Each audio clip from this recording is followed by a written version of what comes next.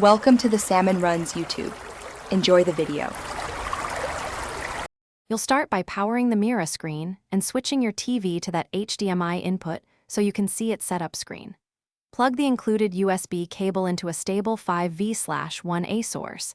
If you use a phone charger, make sure it supplies enough current. Once the dongle boots, note the on-screen SSID or IP address. This gives you the path to configure Wi-Fi.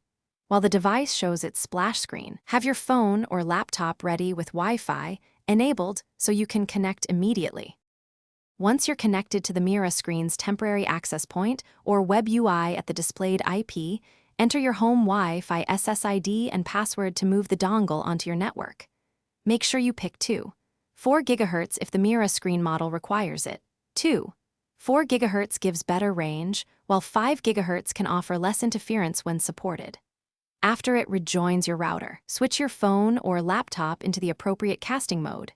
Miracast for many Android/Windows devices, AirPlay for Apple, and select the device name shown. You finish by confirming resolution and aspect ratio so the image fills the screen correctly. Set it to 16:9 or match your source device. Play a short video to verify audio routing and latency, and adjust display options in the Mirascreen menu if colors or scaling look off. If you can't connect, power cycle both the Mirascreen and your router first, then try again. If problems persist, use the on-screen factory, reset to restore defaults, and redo the Wi-Fi provisioning. Thanks for watching. Consider subscribing if we helped you.